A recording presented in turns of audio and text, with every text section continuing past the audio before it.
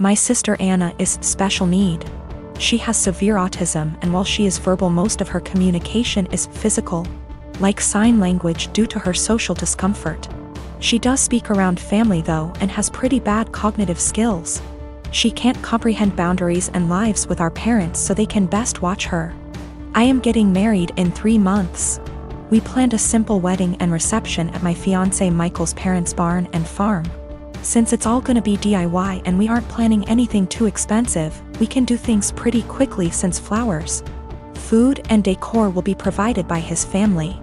I sent out invites last week and I asked that Anna not come. I told my parents I understood that would mean they may not show up, but it was just a heads up. Why no Anna? She has an issue with touching Michael and trying to kiss him. At times when we were at my parents' house, Anna would try and grab Michael's hands, try to lean in to kiss him, or would have a really bad shutdowns if she wasn't allowed to be directly next to him. We've tried speaking to her, but there's only so much we can do when she doesn't really understand.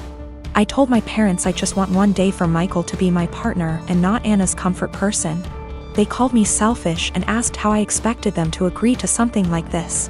They told me Anna is disabled and may never experience a wedding of her own, and while I have Michael for probably the rest of our lives, she'll have no one, and that Michael and I can be a little more understanding to the reality of her life. I feel like a total ass, and what they're saying has really gotten to me, and I'm starting to question my decision. My parents called me letting me know they won't be coming and that it's best I don't bring Michael around anymore since I've chosen some man over my sister. They told me that Anna wanting to kiss Michael and hug him is normal for a woman her age, and that she doesn't understand what her feelings mean. I suggested they try to redirect her during the wedding, but they said Michael is gonna be family to her and he needs to get over it. I suggested they watch the wedding via web, and they said that's not fair and that they deserve to see things in person. I asked if I could pay for someone with proper credentials to watch her that day while they attention, and they asked what I would do when they died, and if I'd pawn her off every time. I dropped the unfortunate truth bomb that I don't want to put any more of my life aside for Anna anymore. I did it up until I turned 18. And that Anna is not my life's responsibility and I won't be her keeper. I assured them I'd pay for her care, but if she's okay doing this to Michael, then I worry for if I ever do choose to have children and what she'd do to them. They said I was sick for suggesting she'd do anything to my future children and hung up on me. They sent a lengthy text telling me not to contact them until I could do the right thing. I have a beautiful wife who loves to serve others. We bought a home down the street from my family. I have a sweet sister who likes to crash at our house with her friends. My wife normally is pretty easygoing until recently. My sister's friends have been leaving messes, mostly towels on the floor after using our pool. My wife got upset picking up after them every day. I have asked my sister to make sure the house is clean after they leave, and it has been better. My wife also complained that some of her perfumes / clothes personal items have gone missing. My sister said it's not her. I believe my sister. I just don't see her doing that. I told my wife and we agreed to just replace them. Last week my wife made a couple of pans of cinnamon rolls from scratch. One pan was for us, the second pan was for a coworker's family who is experiencing a tragedy. My wife went to the gym. I went to work and my sister and her friends came by. The one pan wasn't enough for her and her friends. They wanted the second pan of cinnamon rolls, and my sister texted my wife asking if they could eat them. My wife said no. They ate them anyways. My wife, upset, went and bought new locks. When I came home, my wife handed me a new key and told me that she didn't want anyone else to have a key to our house. I tried to calm her down and tell her that I would just go replace the eaten cinnamon rolls with store-bought ones. My wife decided this was her hill to die on and said no, my sister lost the privilege to come when we are not home. Replacing stolen items wasn't good enough anymore. My mom called and asked if my sister could use the pool as a back-to-school party. I was under the impression my mom would be there. I said yes. My mom was at work and our schedules clashed. The easiest solution was for me to change the locks back so they could come into the house. My mom didn't come with my sister. When my wife got home after the party, it was a mess. She sent me photos. She called me the A for changing the locks without talking to her about it. Keep in mind she did too, then told me I broke her trust. She wasn't safe in her home because she keeps getting robbed and I refuse to put an end to it. I did talk to my sister. Then my wife let me know she was staying with a friend for a while. Am I the A here? I feel like I have tried to right any wrongs that have happened between my wife and my sister. I talked to my mom again and let her know my sister isn't allowed over without me home. I asked a friend's wife who is a maid to come deep clean our home. So if / when my wife comes home it's clean. The last thing is my mom asked me to help cover my sister's cheer. She is on track for a scholarship. I told my mom I would pay half of my wife's things were returned. If not, the money was going to replace the stolen items. Also, my sister was invited to homecoming. She wanted me to buy a dress. I told her no for not following our home rules, and the money I saved for the dress is going to pay for the maid. I did replace the locks again. I also am planning a romantic dinner I will make and clean up. I heard a lot about the cinnamon rolls. Someone on here gave me the idea to make them. I am for a dessert. My sister had a bag of my wife's things. More than I thought was gone. Most items are in poor shape.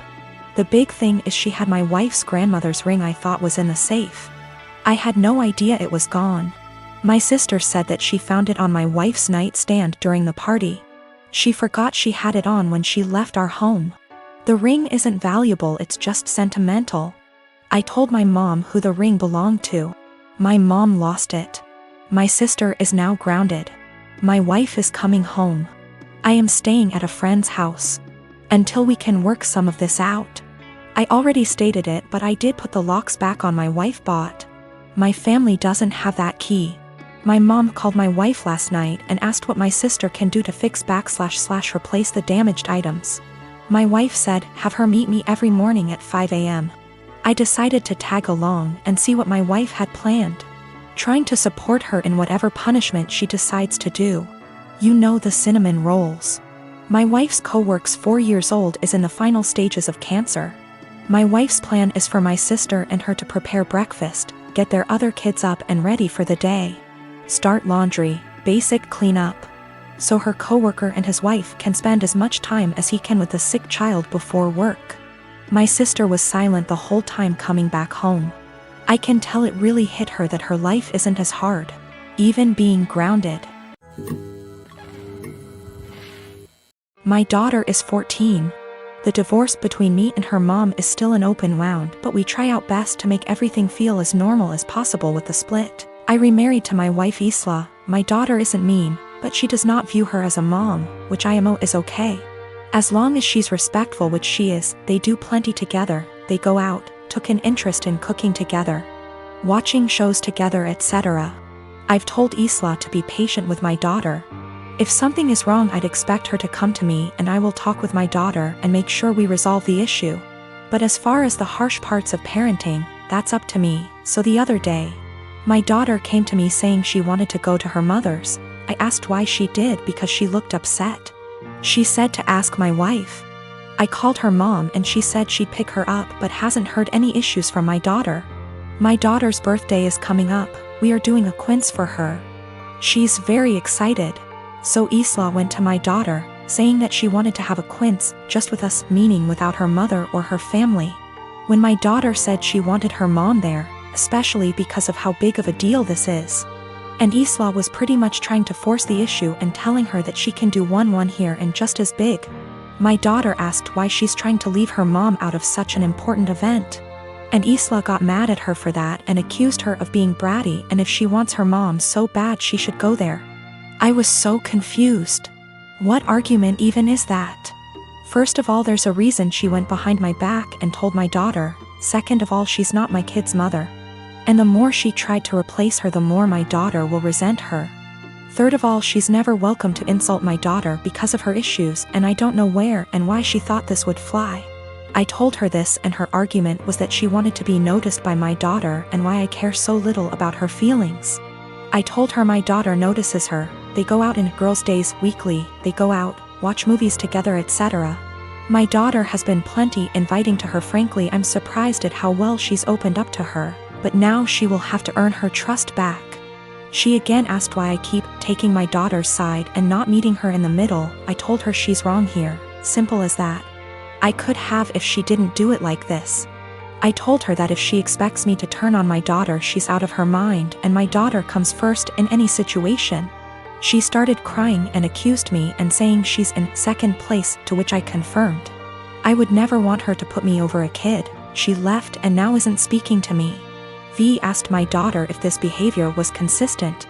She said that she feels like Isla makes it a point to not talk about her mom, but nothing this extreme. I'm a student.